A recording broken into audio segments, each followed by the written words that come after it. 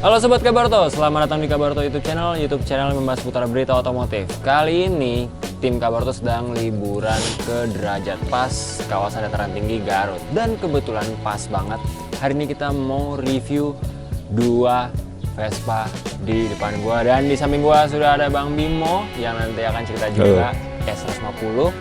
Sekarang di depan kita udah ada gua pakai Vespa Sprint 150 dan Bang Bimo pakai apa?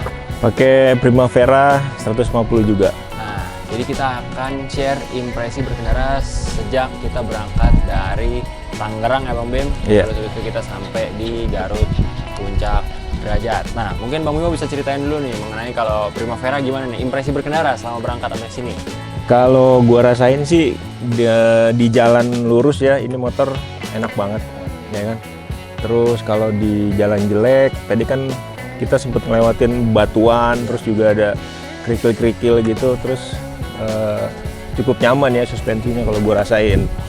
Nah kalau remnya ini kan udah pakai ABS ya, jadi kalau ya sama kan gitu juga.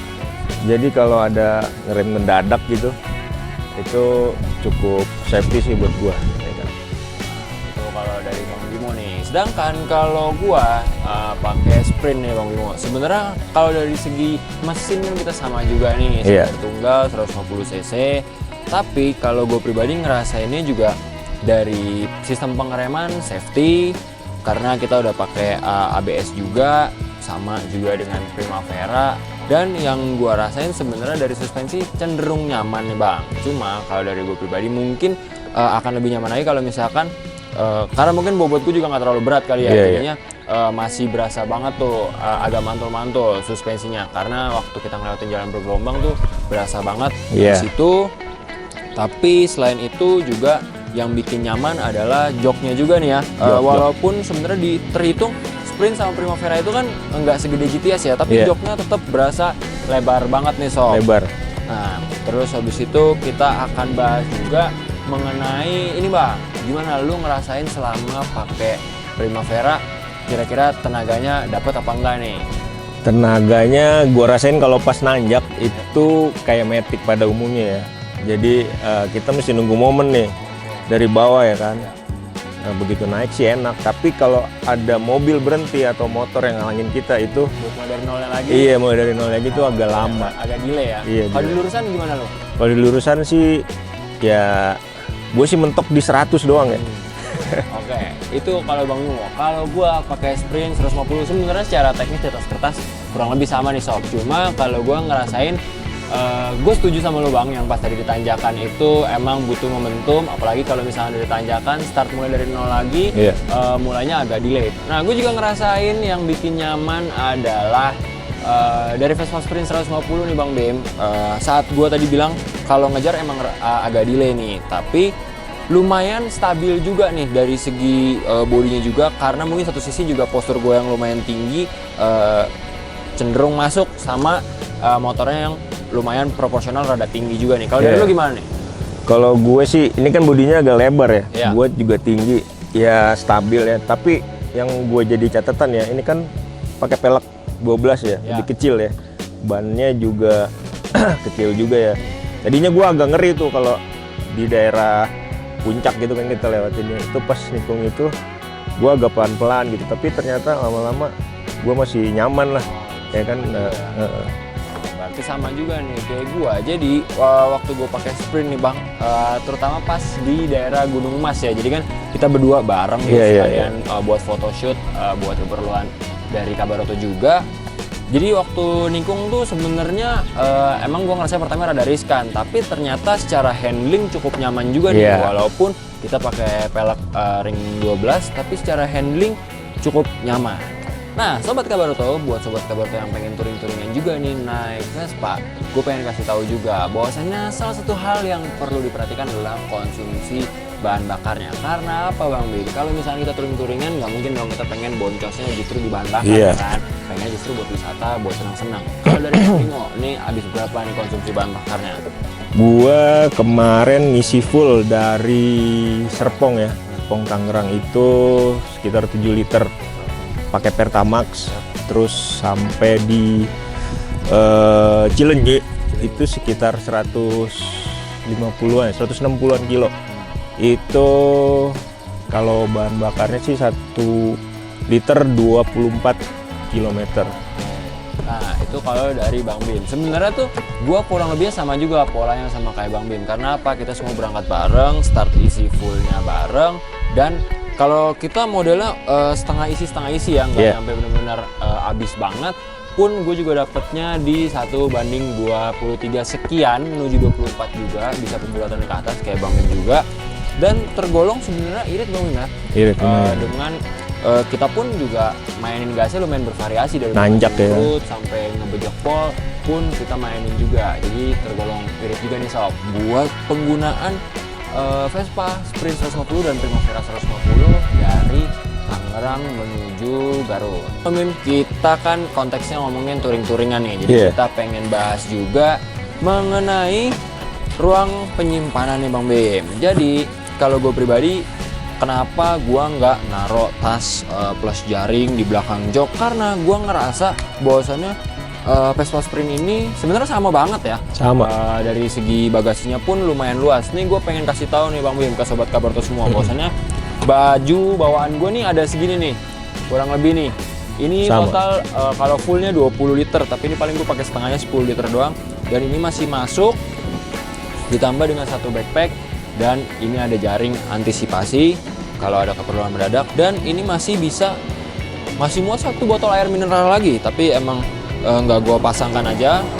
Kalau dari lu kemarin lu bawa apa aja tuh Bang? Kurang lebih sama, gua bawa tas kecil juga, terus backpack juga, tas pinggang ya.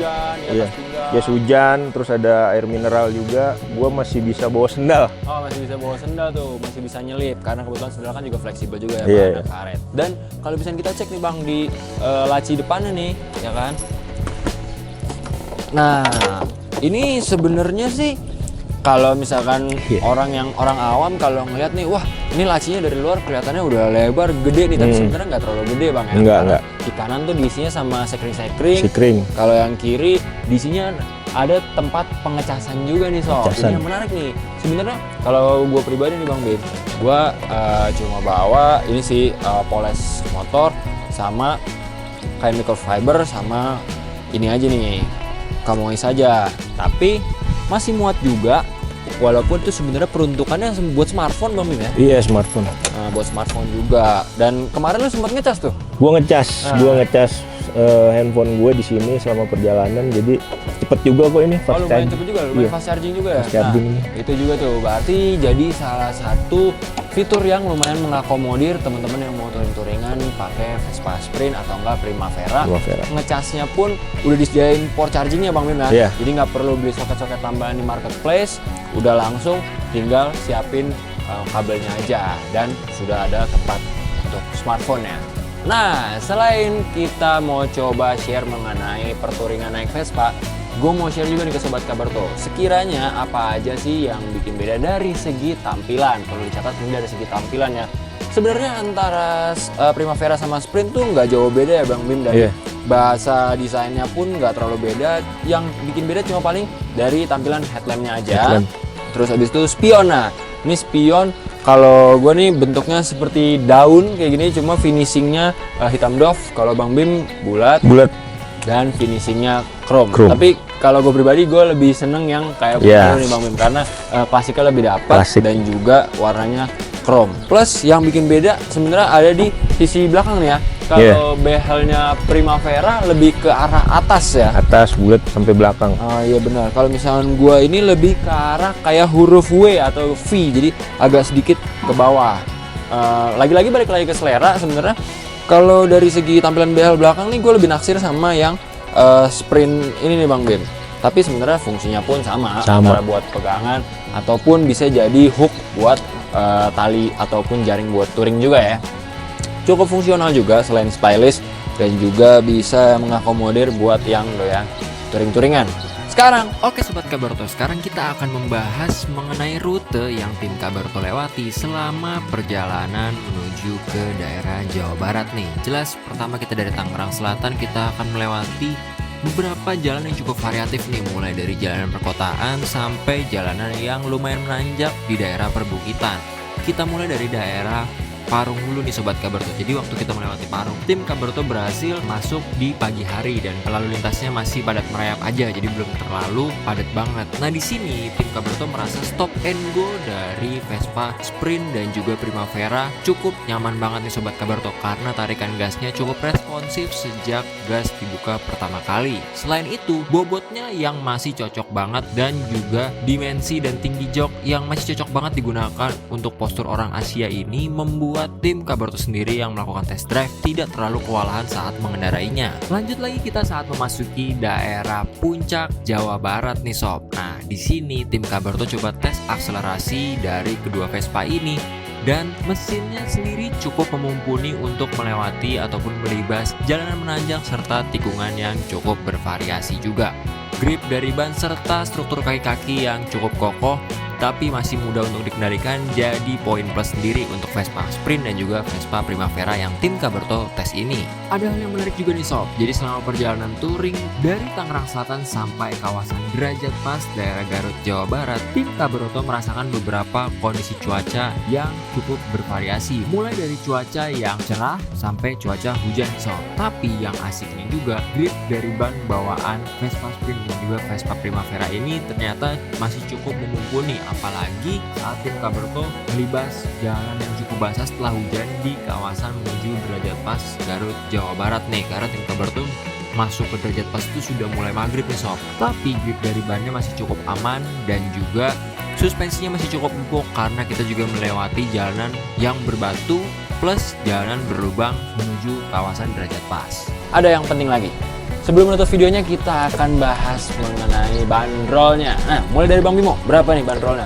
Bandrolnya 49 jutaan, hampir 50-an lah. Nah, itu untuk Primavera. Vespa Primavera. Sedangkan yang gue pakai ini Vespa Sprint 150 dibanderol dengan harga 56 juta. Terpaut 7 juta.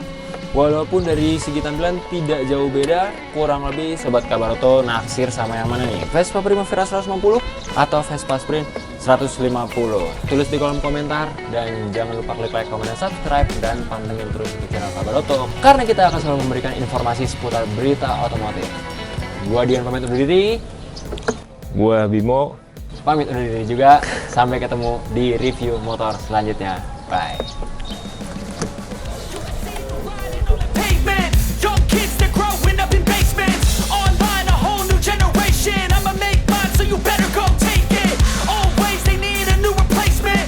Decentralized, can't contain it. We're changing lives, yeah, upgrading. Call it suicide of the older generation. What keeps you up at night, yeah? Make all the demons quiet, yeah. We were built to thrive, yeah. I think that we've all had enough. What keeps you up at night, yeah? Make all the demons quiet, yeah.